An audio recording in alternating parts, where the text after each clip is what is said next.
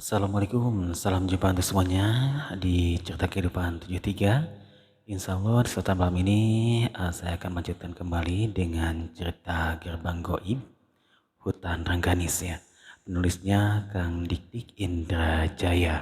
Untuk semua yang penasaran ingin membacanya secara langsung, silakan aja semuanya bisa masuk ke aplikasi Pitso ya. Tinggal tekan aja namanya Kang Dik Indra Jaya. Untuk semuanya, biar tidak menunggu lama, langsung aja kita lanjutkan dengan cerita selanjutnya ya. Dari kemarin yang pernah tertunda, yaitu Gerbang Gaib Hutan Rengganis. Bab 11. Aura Sang Prabu. Kurang ajar kau Jarot, Sasmita memuncak kemarahannya. Dia balik menyerang Jarot. Serangan demi serangan dilancarkan Sasmita kepada Jarot, namun Jarot yang semakin kuat berhasil menepisnya. Hanya itu kemampuanmu Sasmita? Jarot yang sangat bahagia ketika melihat Sasmita yang semakin lemah. Lalu Jarot menyerang dengan kekuatan penuh kepada Sasmita. Ciaa, tendangan Jarot mengarah ke dada Sasmita. Jebrit, tendangan Jarot tepat mengenai dada Sasmita. Sasmita terpental jauh dan tersungkur di tanah. Dadaku terasa remuk. Sasmita yang mencoba bangun dan memegangi dadanya. Sementara Ujo dan Dodi mencoba untuk melepaskan diri dari ikatan akar pohon yang melilit di tubuhnya. Mereka tergantung sangat tinggi. Jo, gimana ini Jo? Aku merasakan lilitan ini semakin kuat. Dodi yang mencoba bertanya kepada Ujo. Aku juga tidak tahu. Aku juga merasakan akar-akar ini menyedot kuat tenagaku. Ujo yang mulai merasakan ada sesuatu yang menyedot energinya. Beberapa menit Ujo dan Dodi mencoba berusaha untuk lepas, namun usahanya sia-sia. Semakin mereka bergerak, semakin akar itu mencengkeram kuat. Perlahan dan tubuh Dodi mulai lemas, tenaganya semakin habis. Jo, aku sudah tidak kuat Jo, Dodi berucap kepada Ujo. Ujo menoleh ke arah Dodi. Wajah Dodi begitu sangat pucat dan sepertinya dia sudah kehilangan banyak tenaga. Dad, bertahan Dad, kita pasti bisa lepas. Sekali lagi Ujo berteriak kepada Dodi. Namun keadaan Dodi sudah begitu lemah, dia mulai kehilangan kesadaran, kepalanya sudah terkulai lemah, sementara akar yang melilit tubuhnya semakin keras melilitnya. Ujo mencoba berteriak dengan sisa tenaganya, dia menangis menyaksikan sahabatnya yang seperti lemah tak berdaya atau bahkan akan kehilangan nyawa. Dodi bangun, Dodi hiks. Ujo yang tidak tega melihat sahabatnya yang tidak berdaya. Sementara pertarungan Sasmita dan Jarot masih berlangsung walaupun Sasmita kini sedang terdesak. Hahaha, kamu manusia payah Sasmita, ayo serang aku hahaha. Tawa kelakar Jarot yang seakan dia akan memenangkan pertarungan. Uhuk-uhuk Sasmita yang merasakan sakit di dadanya kini mengeluarkan darah dari mulutnya. Rasakan ini, Ciaaat. Jarot melompat dan melancarkan tendangan mautnya ke arah wajah Sasmita. Dua aak telak di wajah Sasmita. Sasmita kembali tersungkur dan dia mencoba kembali bangkit walaupun dengan sempoyongan. Lihat Sasmita, lihatlah siapa yang lebih kuat sekarang. Jarot yang sombong merasa di atas angin. Jarot mendekati Sasmita yang sudah tidak bisa berbuat apa-apa. Krik, tangan kiri Jarot memegang leher Sasmita. Dia mengangkat tubuh Sasmita dengan sebelah tangan. Hei, lihatlah ini. Siapa sekarang yang paling kuat di Tatar Pasundan? Wahahaha. Jarot yang merasa sangat puas karena kini Sasmita sudah berada dalam genggamannya. Selangkah lagi dia akan segera membunuh musuh bebuyutannya. Ujo mulai merasakan lemas di tubuhnya. Dia menangis karena tidak bisa berbuat apa-apa. Dia menyaksikan Dodi sahabatnya yang terkulai lemas sementara itu di bawah pohon. Ujo melihat Sasmita yang selangkah lagi akan menemui ajal nih. Ya Allah, apa yang harus hamba lakukan? Berilah hamba petunjuk. Hamba yakin pasti ada jalan keluarnya. Ujo yang bingung dengan keadaan mencoba berpasrah diri kepada Allah SWT. Ujo memejamkan kedua matanya. Seperti ada energi yang menariknya ke alam bawah sadar. Di alam bawah sadarnya dia melihat dirinya yang masih kecil sedang bermain di sebuah taman. Tiba-tiba sang ayah menghampirinya, dia berbicara kepada Ujo kecil. Anakku Ujo, kamu adalah anak yang istimewa. Jika nanti suatu saat kamu terdesak atau disakiti orang jahat, Kamu berdoalah dan panggilah nama Riksabuana 3 kali. Begitulah ucapan sang ayah kepada Ujo kecil. Ujo kembali tersadar dalam posisi terikat akar pohon, namun petunjuk yang dia dapatkan masih dia ingat. Bismillahirrahmanirrahim, ya Allah, berilah hambamu kekuatan, Riksabuana, Riksabuana, Riksabuana. Ujo mencoba berkonsentrasi dan memohon bantuan kepada Allah SWT. Tubuh Ujo bergetar hebat, ada cahaya putih yang mulai menyelimuti tubuhnya. Seketika itu matanya bercahaya putih menyala, kini tenaganya berlipat ganda. 2 suara ledakan begitu keras dan Ujo berhasil bebas dari lilitan akar pohon tersebut. Jarot pun kaget dan melihat ke atas pohon, dia diam terpaku melihat Ujo melayang di udara dan tubuhnya dikelilingi aura putih, seolah-olah aura tersebut menjadi perisai bagi tubuh Ujo. Jarot melepaskan cekikannya terhadap Sasmita, dan Sasmita pun terjatuh ke tanah. Ujo mendekati Dodi yang sudah tak sadarkan diri. Ujo menghancurkan akar yang melilit tubuh Dodi dan menggendong tubuh Dodi. Siut, seketika dia melesat ke arah Jarot sambil menggendong tubuh Dodi. 2 kaki Ujo menendang dada Jarot, seketika Jarot terpental jauh. Ujo membaringkan Dodi di atas tanah, lalu dia mengusap wajah Dodi. Dodi pun tersadar namun masih lemah. Setelah Dodi sadar, Ujo menghampiri Sasmita yang masih tergeletak di tanah. Ujo berjongkok lalu menekankan telunjuknya ke jidat Sasmita. Seketika mata Sasmita terbuka, dia terbangun dan sadar.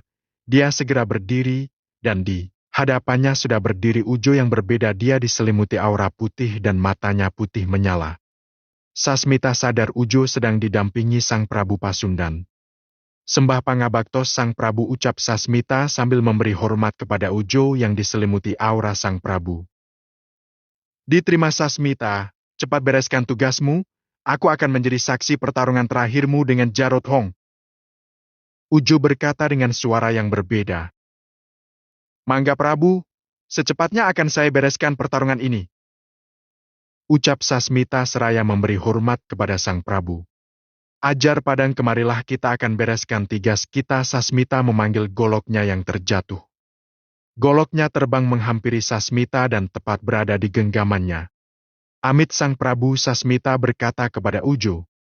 Beral gerak tarung, ucap Ujo yang masih dalam kendali Sang Prabu. Hei Jarot, rasakan ini, teriak Sasmita sambil melesat menuju ke arah Jarot. Kurang ajar, aku akan menghabisimu. Sasmita timpal Jarot. Pertarungan pun kembali terjadi, disaksikan oleh Sang Prabu yang berada di sana dengan menggunakan tubuh Ujo. Kini kekuatan mereka seimbang, jual beli serangan terjadi, segala ilmu dan jurus telah mereka keluarkan, tinggal menunggu siapa yang lebih kuat. Matahari mulai turun dan segera memasuki waktu suruf. Kedua pendekar itu masih saling serang dan adu kekuatan, namun Sasmita sadar akan sesuatu bahwa Jarot akan lemah ketika di pergantian waktu antara siang menjadi malam. Ya, Sasmita mencoba mengulur waktu hingga saat itu tiba. Matahari telah terbenam dan ya waktunya tiba. Jarot akan kehilangan kekuatannya selama beberapa menit.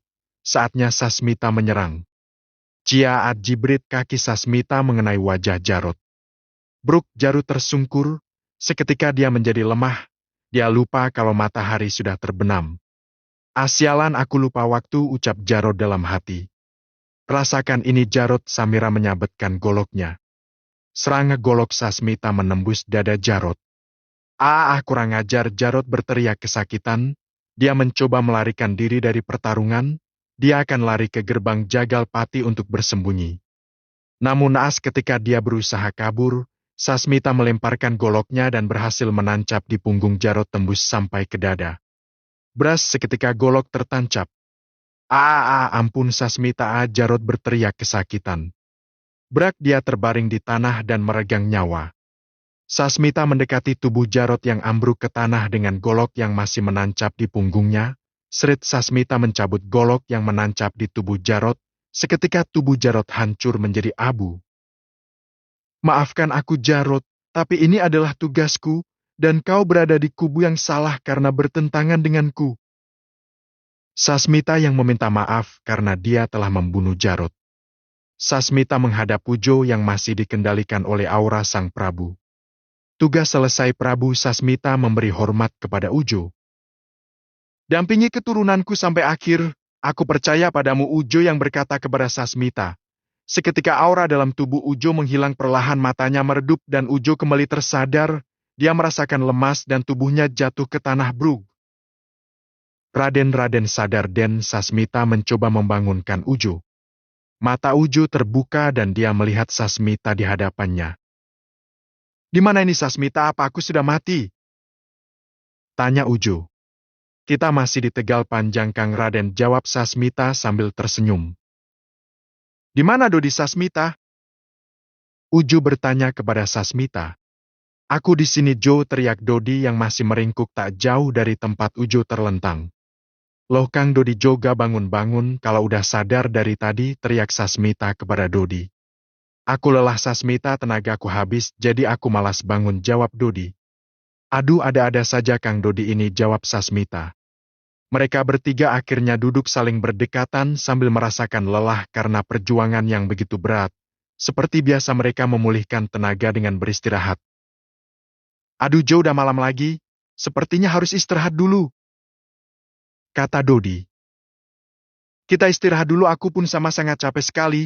Baru kali ini perkelahianku menguras banyak tenaga, kata Sasmita yang duduk selonjoran dan membuka baju, memperlihatkan luka bekas pertarungannya. Ribet amat ya Jo, setiap daerah di alam gaib ada saja penjaganya. Mending kalau baik, ini mamaksa ngajak bertarung, udah kayak preman pasar aja, kata Dodi yang merasa kesal karena selalu dihadapkan dengan gangguan. Udah jangan ngeluh, yang penting kita masih selamat. Aku juga sebenarnya capek, tapi mau gimana lagi. Sudah takdirku untuk berpetualang di alam gaib. Aku juga rindu sama ibu di rumah. Apa kabarnya ya sekarang? Ujo yang mulai merasakan rindu terhadap rumah dan ibunya, karena memang sudah beberapa hari yang dia rasakan perjalanan di alam gaib. Kang Raden dan Kang Dodi tenang saja, keluarga kalian akan baik-baik saja dan tidak akan terjadi apa-apa, aku berani menjaminnya. Sasmita yang mencoba meyakinkan Ujo dan Dodi. Yang benar Sas, kamu yakin nih, keluarga kita aman di sana? Tanya Dodi. Yakin seyakin-yakinnya, nanti kalian akan mengetahui suatu rahasia ketika kalian berhasil keluar dari alam gaib ini, jawab Sasmita yang mengundang penasaran. Rahasia apa Sasmita? Ujo bertanya. Raden nanti akan mengetahuinya sendiri, aku tidak bisa memberitahu Raden sekarang, ucap Sasmita. Pelit kamu Sas, Dodi yang menimpali obrolan Sasmita. Ketiganya beristirahat karena hari sudah semakin larut. Seperti biasa Ujo dan Dodi tertidur pulas, sementara Sasmita menyalakan perapian, sambil duduk dan memulihkan tenaga. Sasmita menatap dua pohon yang berdiri kokoh, dia berucap di dalam hati. Jagalpati, aku akan datang, tunggulah saatnya tiba giliranmu, akan kuantarkan kau ke neraka paling dasar wahai iblis terkutuk, ucap Sasmita dalam hati. Kang Raden Kang Dodi bangun Kang, sudah subuh kalian harus sholat. Sasmita yang selalu mengingatkan Ujo dan Dodi untuk sholat. Walaupun dirinya menganut aliran kepercayaan, tapi Sasmita yakin bahwa sang pencipta yang mereka sembah adalah pencipta yang sama dan hanya satu, tidak ada yang lain. Hoam udah subuh lagi Sas? Tanya Dodi. Iya Kang, ayo bangun segera mandi, aku sudah menyiapkan airnya seperti biasa di batang bambu, kata Sasmita. Aduh, makin hari makin aneh aja, kenapa setiap bangun kau selalu sudah menyiapkan semuanya? Kamu dapat dari mana ini Sasmita? Dodi yang keheranan. Hehe Kang Dodi, gak usah tahu, yang penting semuanya aman dan bisa digunakan serta bisa dimakan dan minum, jawab Sasmita sambil tertawa. Sudahlah dan mandi sana, jangan dipikirin Sasmita dapatnya dari mana, yang penting gak bikin kamu mati dan... Ujo yang menimpali obrolan mereka. Ala Jo, kamu juga pasti penasaran kan? Jujur aja, kata Dodi. Berisik dan sana mandi buruan. Ujo dan Dodi mandi bergantian, mereka membersihkan diri bahkan buang air besar karena sudah beberapa hari mereka tidak bab. Selesai sholat seperti biasa mereka berkumpul untuk makan yang seperti biasa juga Sasmita yang menyiapkannya. Hari sudah mulai terang, matahari sudah mulai menampakkan dirinya, saatnya tiba untuk berpetualang kembali. Kini mereka bersiap meninggalkan Tegal Panjang dan akan menuju gerbang Jagalpati. Gimana Kang Raden sama Kang Dodi sudah siap? Tanya Sasmita. Siap gas siap harus siap kita sudah dekat dengan tujuan yang pertama kita yaitu bertemu dengan pamannya Dodi jawab Uju dengan tegas. Baiklah kalau begitu, Kang Dodi mana kepala kelelawar yang di dalam tas itu? Sasmita menanyakan kepala kelelawar yang dibawanya semenjak dari perjalanan awal di Tegal Panjang. Ini Sas kamu keluarin aja sendiri, aku masih takut melihat matanya Dodi menyodorkan tas yang berisi kepala kelelawar tersebut. Sasmita mengeluarkan kepala kelelawar tersebut, lalu mencoba membacakan mantra kepada kelelawar tersebut. Kang Raden sama Kang Dodi bersiaplah masuk karena waktunya hanya 30 detik saja pintu itu terbuka Sasmita memberitahu kepada Ujo dan Dodi. Oh begitu ya? Baiklah ayo dan kita siap-siap dimasuk, jangan lelet ya cuma sebentar waktunya. Kata Ujo. Iya Jo aku juga tahu malah aku sudah siap berlari masuk nih tinggal nunggu pintu terbuka saja jawab Dodi. Ayo Sasmita buka gerbanyan kita sudah siap kata Ujo. Baiklah kalau begitu aku akan membukanya kata Sasmita. 1, 2, 3. Hakantah sirah si O. Sasmita melemparkan kepala kelelawar ke tengah-tengah pohon yang menjadi tanda gerbang jagal pati. Tiba-tiba ada cahaya berbentuk kotak seperti pintu, yaitu gerbang jagal pati. Ayo cepat kalian masuk duluan teriak Sasmita. Ujo berlari dan melompat masuk ke dalam gerbang tersebut diikuti oleh Dodi dan terakhir Sasmita yang masuk ke pintu itu. Mereka bertiga berhasil masuk dan pintu gaib jagal pati tertutup kembali. Kini hanya ada keheningan dan kesunyian di Tegal Panjang, setelah beberapa penghuninya tewas terbunuh oleh Sasmita, Tegal Panjang menjadi saksi perjalanan Ujo untuk mencari keraton Ratu Rengganis. Lalu bagaimanakah keadaan di alam jagal pati? Apakah sama seperti di Tegal Panjang? Atau bahkan lebih seram dan ganas? Kita tidak tahu. Semoga Ujo Dodi dan Sasmita bisa melewati rintangan berikutnya, dan berhasil mengemban tugas dari Sang Prabu Pasundan. Bab 12, Menyelinap. Brag Ujo Dodi dan Sasmita jatuh di atas tanah setelah melewati gerbang jagal pati. Mereka bangkit kembali dan melihat keadaan sekitar, sungguh berbanding terbalik dari keadaan Tegal Panjang, yang mana di sana terdampar luas hamparan padang rumput dan dihiasi beberapa pohon rindang, namun di gerbang jagal pati hanya tanah tandus. Matahari tidak secerah biasanya, tapi tertutup awan tebal. Tanah yang mereka injak sangatlah kering dan berdebu, di sekitar mereka berdiri banyak tulang belulang manusia, tengkorak berserakan di mana-mana. Astagfirullah tempat apa ini Dodi yang merasa kaget karena melihat keadaan di sekitarnya yang sangat menyeramkan. Inilah jagal pati Kang, di mana di sini tempat para manusia yang mengabdikan diri dieksekusi, atau tumbal yang diberikan oleh para pemuja siluman Rengganis, tubuh mereka menjadi santapan lezat, sedangkan jiwa mereka dikurung dan ditawan di dalam tempat yang mengerikan, sampai akhir dunia datang barulah mereka terbebas. Sasmita menjelaskan kepada kedua petualangan tersebut. Seketika bulu kuduk mereka meremang, tidak dapat dipungkiri rasa takut mulai menghinggapi, Ujo dan Dodi bertatapan satu sama lain. Bagaimana ini Joe? Tanya Dodi. Bagaimana apanya Dat? Kita sudah sejauh ini. Kumpulkan tekad dan keberanianmu. Kita selesaikan semua. Yakinlah kepada Allah SWT. Ucapan Ujo yang membuat Dodi tertegun. Bagaimana Kang Dodi? Sasmita bertanya kepada Dodi. Insya Allah saya siap jawab Dodi sambil menganggukkan kepala.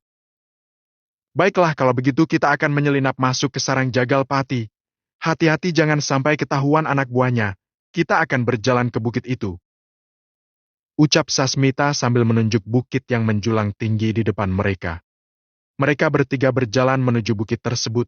Di dalam perjalanan, mereka melihat gundukan-gundukan tulang dan tengkorak, entah sudah berapa ribu yang telah menjadi korban dari tipu daya iblis Rengganis.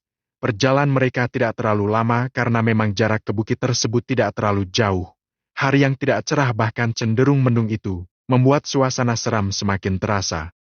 Tiba-tiba saja Sasmita menyuruh mereka berhenti. Berhenti Kang ucap Sasmita. Ada apa Sasmita? Tanya Ujo.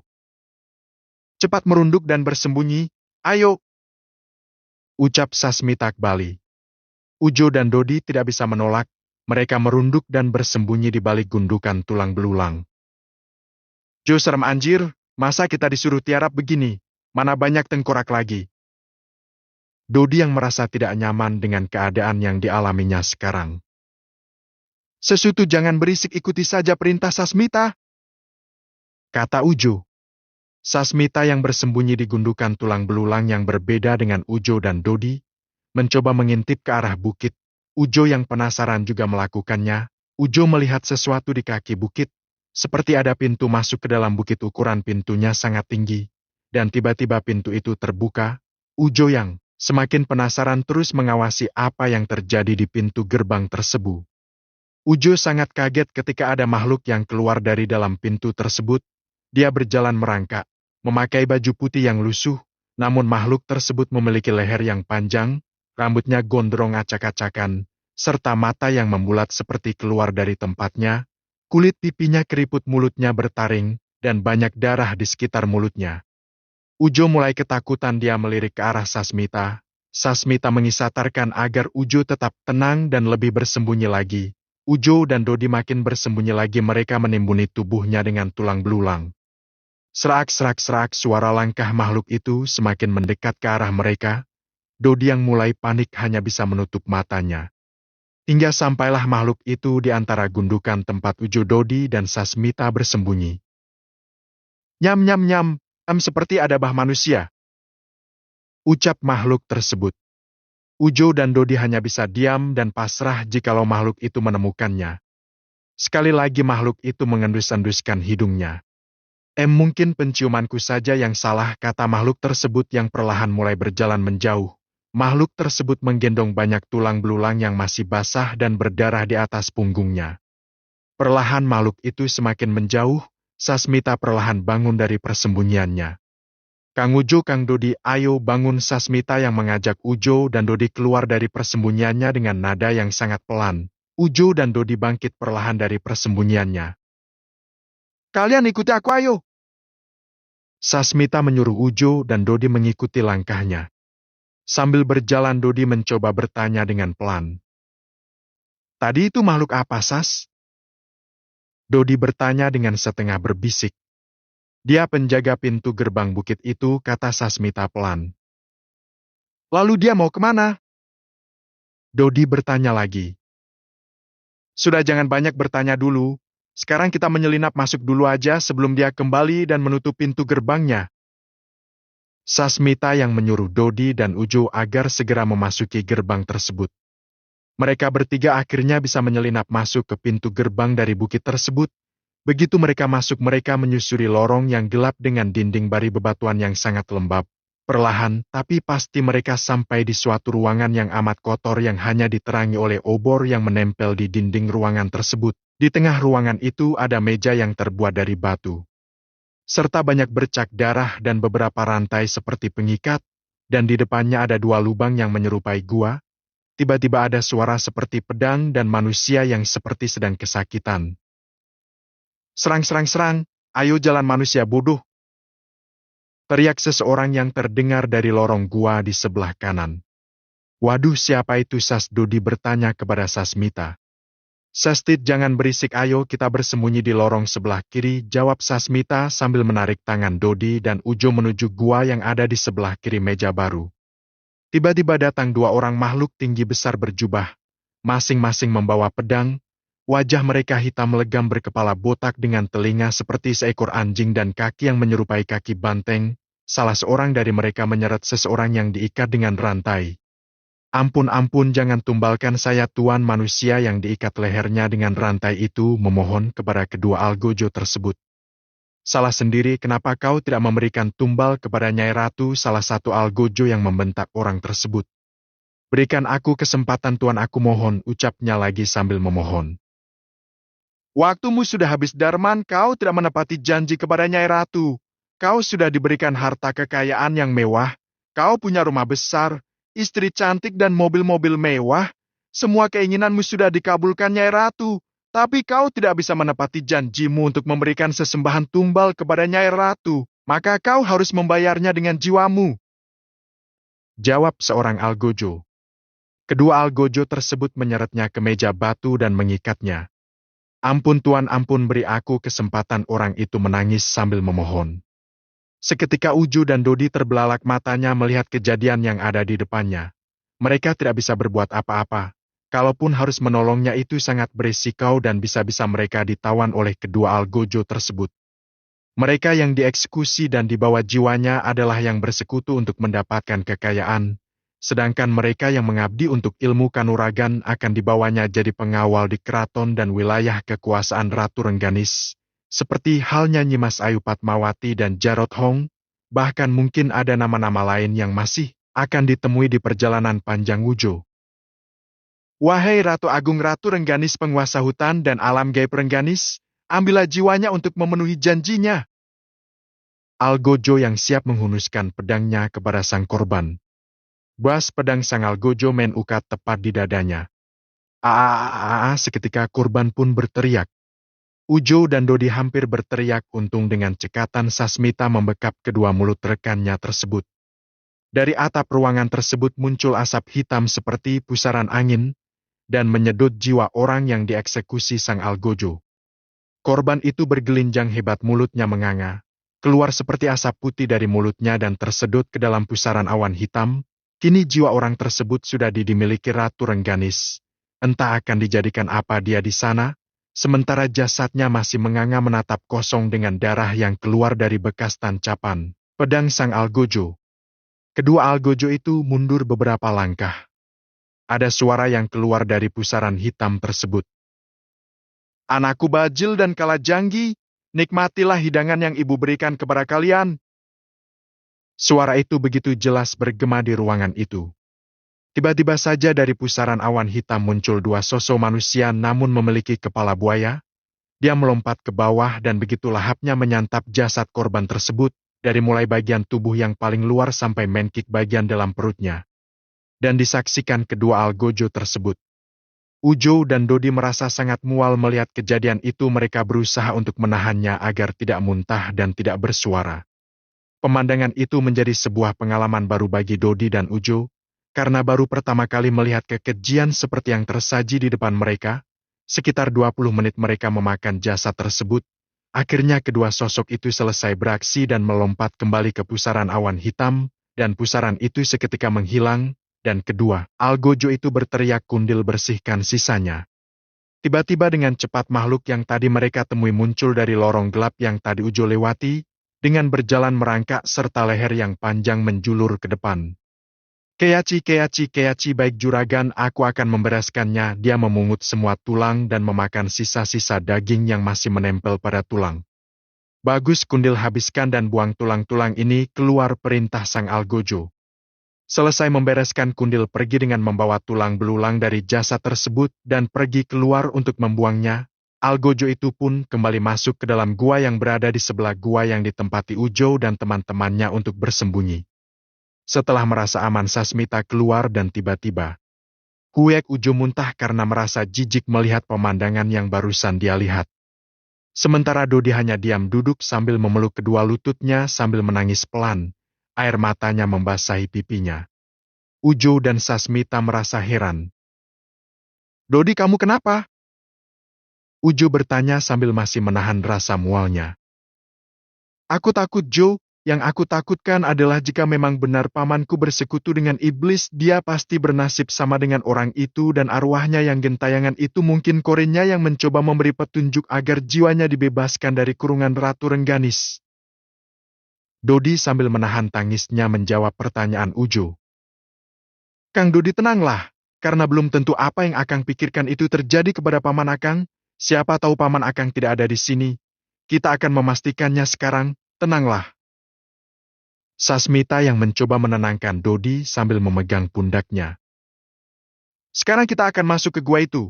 Kita pastikan semuanya. Aku yakin di dalam sana masih ada orang yang ditahan dan akan dijadikan tumbal. Kita akan bertanya kepada mereka, siapa tahu ada jawabannya. Kita coba bertanya dari mulai nama atau ciri-ciri dari paman kamu dan mudahan aja dia tidak pernah mampir di tempat terkutuk ini." Ujo berbicara kepada Dodi sambil menyodorkan tangannya mengajak Dodi untuk berdiri dan melanjutkan perjalanannya.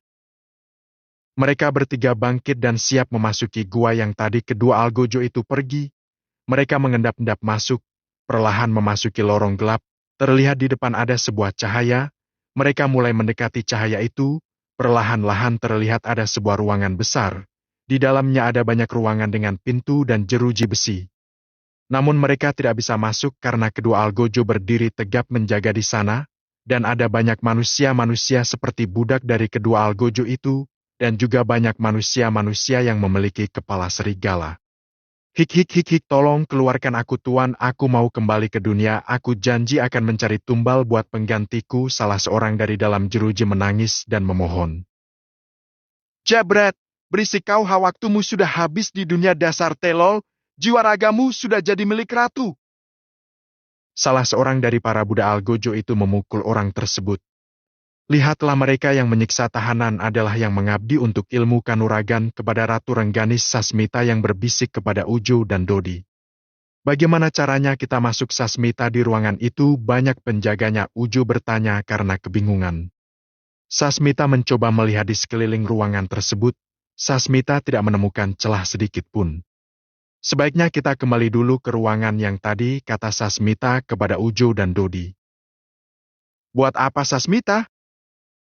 Kata Dodi. Ikuti saja aku, kita coba jalan dari gua yang tadi kita gunakan untuk sembunyi. Ucap Sasmita. Baiklah kalau begitu, ayo Jo. Dodi yang mengerti rencana Sasmita mengajak Ujo untuk kembali lagi ke ruangan eksekusi. Mereka sudah berada di ruangan eksekusi kembali, dan masuk ke gua yang satunya lagi. Mereka menyusuri lorong gelap tanpa pencahayaan. Ketika sampai di ujung lorong ada sebuah ruangan kecil namun sangat gelap. Sasmita mencoba meraba-raba dinding ruangan tersebut yang sudah penuh debu. Ada sebuah tongkat yang tertancap di tembok. Lalu Sasmita menarik tongkat itu ke bawah dan biar seketika obor di ruangan itu menyala. Berapa kagetnya mereka karena di ruangan itu ada beberapa kerangka manusia yang duduk dan masih mengenakan pakaian pendekar. Ada yang berjubah, ada juga yang berpakaian jawara seperti Jarot dan Sasmita. Astagfirullah, tempat apa ini? Tanya Ujo. Jo, ini kerangka siapa? Dodi yang juga ikut keheranan. Sasmita memperhatikan ke sekelilingnya, dia berpikir sejenak. Mungkin ini adalah orang-orang yang mengabdi kepada Ratu Rengganis untuk ilmu kanuragan, namun mereka tidak berhasil dan mati atau mereka dihukum karena kesalahan dan jasadnya disimpan di ruangan ini oleh para algojo, kata Sasmita yang mencoba menerka keadaan. Kang Raden sama Kang Dodi coba cari di sekeliling ruangan ini, apa ada jalan terusan atau hanya ruangan ini saja ujung dari gua ini. Sasmita menyuruh kedua rekannya untuk membantu. Ujo dan Dodi mengecek setiap sudut namun tidak ada pintu lain selain jalan mereka masuk. Sasmita, sepertinya tidak ada jalan lain, kata Ujo. Sasmita duduk sambil menggaruk kepalanya. Begini saja, Kang Raden dan Kang Dodi buka pakaiannya sekarang. Perintah Sasmita kepada Ujo dan Dodi. Ngaco kamu Sas, mau apa kita buka pakaian? Tanya Dodi. Carilah pakaian yang masih layak dari para jasad pendekar-pendekar ini, lalu pakailah sama Kang Raden dan Kang Dodi. Kita masuk ke ruangan itu dengan cara menyamar sebagai budak dari Ratu Rengganis. Ide bagus, Ujo yang spontan menjawab. Adakah jawaban tentang pamannya Dodi? Apa yang membuat pamannya Dodi selalu bergentayangan di area hutan Rengganis? Mungkinkah dia sudah dieksekusi? Segala teka-teki ini mungkin akan terjawab di bab-bab selanjutnya, ditunggu saja. Bab 13, KRNGGONG. Ujo dan Dodi setuju dengan ide Sasmita. Mereka berganti pakaian yang diambil dari jasad-jasad yang sudah tak bernyawa yang sudah menjadi tulang belulang. Tanpa ada gangguan mereka kembali menyusuri lorong gelap dan akan kembali masuk ke ruang penjara. Dengan cara mengendap-endap mereka bertiga perlahan masuk ke ruang penjara tanpa diketahui para penjaga di sana. Saking banyaknya para budak sehingga mereka tidak sadar ada 3 orang penyusup. Mereka bertingkah layaknya pendekar anak buahnya Ratu Rengganis. Sasmita, apa yang akan kita lakukan di sini? Tanya Ujo pelan kepada Sasmita. Aku akan berdiri di tengah mengawasi kalian. Kalian coba keliling ke setiap penjara. Siapa tahu ada petunjuk tentang pamannya Dodi. Jawab Sasmita. Tapi bagaimana caranya kita tidak bisa menanyai orang-orang di dalam penjara sana, kita bisa ketahuan Sasmita, jawab Ujo, sementara Dodi hanya melirik ke sana kemari terlihat dia seperti sedang kebingungan. Sasmita memeriksa keadaan sekitar, dia memperhatikan semua yang ada di sekelilingnya, banyak para budak yang berlalu lalang, dia juga melihat kedua algojo seram sedang duduk di kursi penjagaannya dan dikawal oleh beberapa manusia berkepala anjing. Mereka sepertinya sedang mengawasi semua yang ada di ruangan itu, tanpa disadari. Mereka bertiga sedang diawasi oleh seseorang. Orang tersebut memakai jubah hitam, jalannya agak bungkuk dan dia berambut gondrong warna putih, dan membawa sebuah tongkat. Tapi wajahnya tidak jelas karena setengah wajahnya ditutupi dengan kain hitam masker. Dia mulai berjalan mendekati Sasmita dan dua temannya. Dari arah belakang dia menepuk pundak Sasmita. "Sasmita, ikutlah denganku," kata lelaki tua tersebut. Dek semua kaget dengan ucapan kakek tersebut karena mengenali Sasmita. "Siapa kamu?" tanya Sasmita. "Ikutlah denganku di sini, tidak aman," jawab lelaki itu sambil berjalan ke depan dengan menggunakan tongkatnya. Ketiganya terdiam, ada rasa takut yang menghampiri mereka karena ternyata ada yang mengenali Sasmita. Mereka bertiga terdiam tidak melakukan apapun, lalu lelaki tua itu menoleh ke belakang dan melambatkan tangannya menyuruh Sasmita dan teman-temannya mengikutinya. "Ikuti saja dia, mungkin kita akan mendapat petunjuk darinya," kata Sasmita. "Tapi bagaimana kalau dia akan mencelakai kita?" tanya Dodi. "Tidak ada pilihan lain Kang," jawab Sasmita yang mulai melangkah mengikuti lelaki tua tersebut. Ujo dan Dodi tidak bisa apa-apa, dia pun mengikuti Sasmita. Lelaki tua itu terus berjalan hingga sampailah kepada salah satu pintu yang sangat usang. Sepertinya pintu tua berumur ratusan tahun. Krik, pintu itu dibuka oleh lelaki tua tersebut. "Masuklah kalian ke dalam," lelaki tua tersebut menyuruh masuk kepada Sasmita dan teman-temannya. Mereka bertiga masuk ke dalam sebuah ruangan yang kosong. Seperti biasa hanya ada penerangan apai dari obor yang dipasang di dinding. Setelah semua masuk, lelaki tua itu pun ikut masuk dan menutup kembali pintu ruangan itu. "Kamu siapa?" Sasmita bertanya kepada lelaki itu. Tanpa menjawab, lelaki itu menyimpan tongkatnya dan membuka kain yang menutup wajahnya. Seketika wajahnya terlihat sangat jelas. "Kirenggong," Sasmita berkata dan sangat kaget melihat kaki tua tersebut. "Kamu kenal Sas?" kata Dodi. "Aku berasal dari tempat yang sama dengan Sasmita," jawab lelaki tua tersebut. "Aku kira Aki sudah mati waktu kejadian itu," jawab Sasmita. "Kejadian apa dan kakek ini siapa Sasmita?" Ujo mulai bertanya. "Perkenalkan, namaku Renggong Buyut, orang-orang di Batu Onklo memanggilku Kirenggong. Aku sama seperti kalian terjebak di sini karena berusaha menyelamatkan keturunanku yang dijadikan tumbal oleh Ratu Rengganis," jawab lelaki tua itu.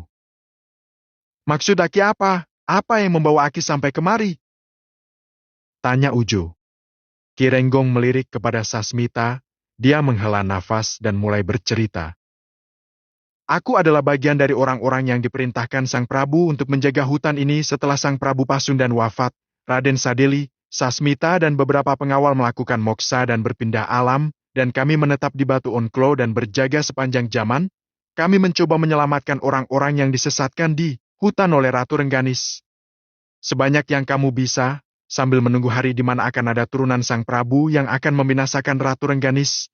Suatu ketika aku berkeliling menyisir hutan Rengganis untuk berjaga, aku melihat ada seorang anak perempuan sedang bermain di tepi hutan. Aku perhatikan umurnya mungkin baru menginjak 10 tahun. Dan setelah aku melihat, ciri-cirinya ternyata itu adalah keturunanku di generasi yang keempat, dia adalah buyutku. Namun tiba-tiba salah satu pintu gaib terbuka dan buyutku ditarik ke dalamnya untuk disesatkan. Tanpa berpikir panjang aku mengejarnya, meninggalkan Sasmita dan temanku yang lain yang bersama-sama sedang berjaga di hutan Rengganis.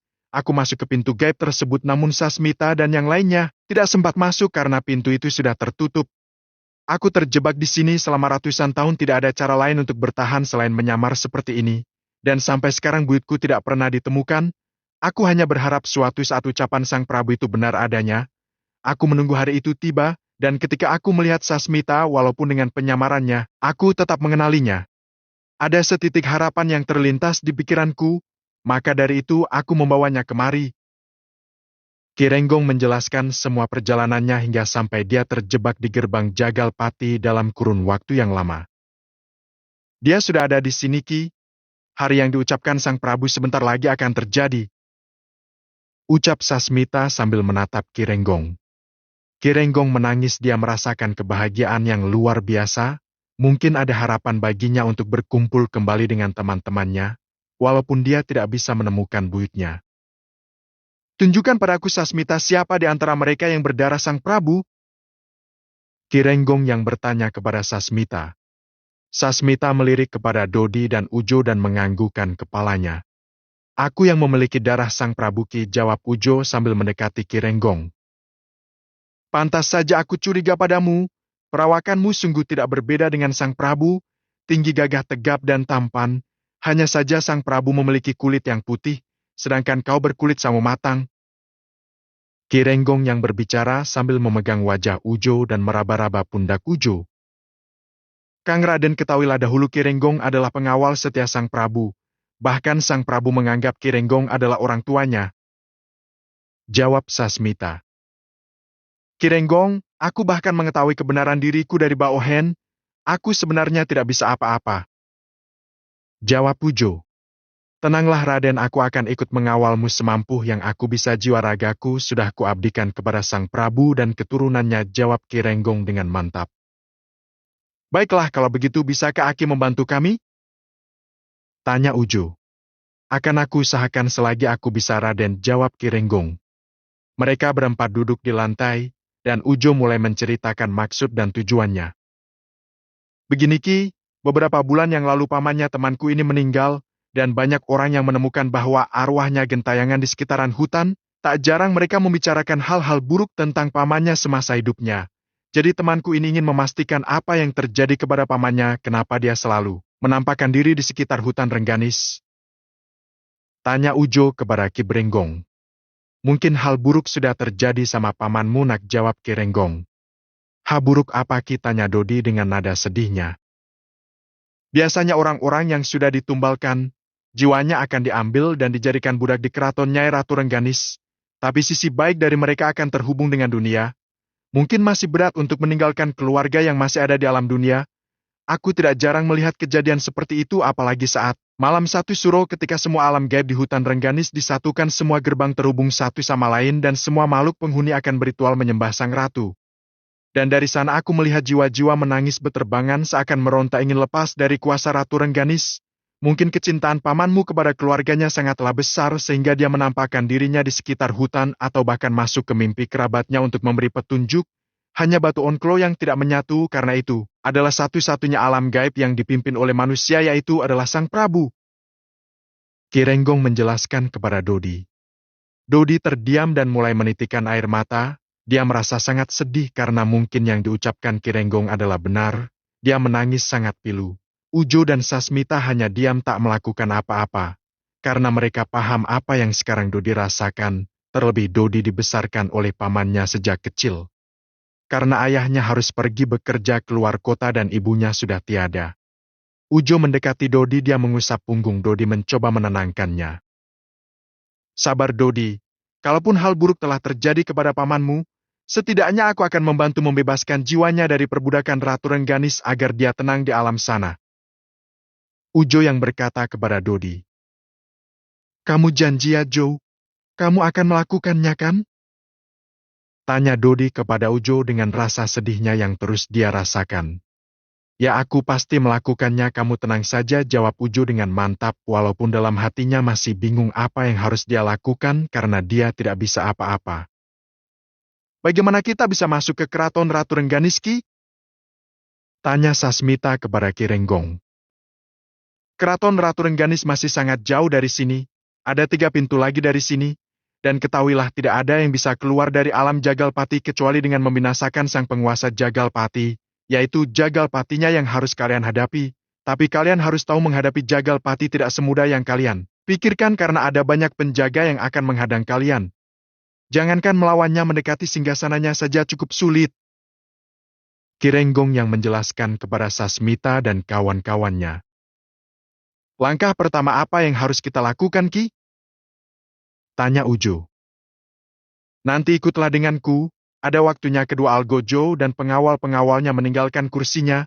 Dia akan mengisi kekuatannya 5 hari sekali. Mereka akan beritual di bumi gelap. Itu ruangan tempat bermeditasi mereka. Mungkin waktu itu tiba kekuatannya akan sedikit melemah. Jadi kita akan menyerangnya di ruangan tersebut. Jawab Ki Renggong. Kapan waktu itu tiba, Ki? Tanya Ujo. 2 hari lagi akan tiba waktunya, jawab Ki Renggong. Waduh, masih lama ya. Sementara kita menunggu di sini saja, bagaimana kita makan Sasmita, kita bisa kelaparan? Tanya Ujo kepada Sasmita. Raden, tenang saja, aku akan melayani Raden. Biar aku yang mencari semuanya. Ada banyak makanan manusia di ruangan belakang.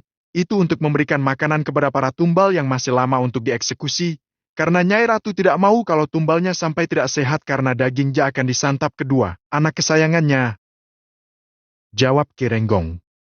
Sasmita, Ujo dan Dodi merasa sedikit tenang karena satu tambahan tenaga ada bersama mereka. Sebaiknya kita berpura-pura berjaga di luar. Jangan sampai kedua Algojo curiga kalau kalian penyusup. Algojo itu tidak akan menghitung jumlah budaknya, Rengganis, jadi kita tidak akan dicurigai ketika kita ikut berjaga-jaga di luar. Ki Renggong yang memerintah kepada mereka untuk melakukan sesuatu. Baiklah, Ki, kita akan keluar dan berpura-pura menjadi penjaga penjara, jawab Ujo. Ayo laksanakan, sementara aku akan mengambil makanan dan membawanya ke ruangan ini. Kalian berjagalah. Kata Ki Renggong sambil membuka pintu dengan perlahan. Ketiganya keluar dan berpura-pura menjadi penjaga penjara. Ketiganya tidak dicurigai, karena para budak Ratu Rengganis tidak mencurigai satu sama lain. Sesekali mereka berpura-pura memarahi tahanan yang merengek di dalam penjara, walaupun hatinya tidak tega melihatnya. Tapi apa boleh buat, itu yang mereka harus lakukan. Dan lagi, orang-orang di dalam penjara itu adalah sebab mereka salah mengambil langkah dalam hidupnya. Mereka mengabdikan dirinya kepada iblis dan menukarnya dengan kekayaan, hingga pada akhirnya tindakannya itu yang membawa mereka dibawa ke alam gaib untuk dijadikan tumbal dan diperbudak oleh Ratu Rengganis.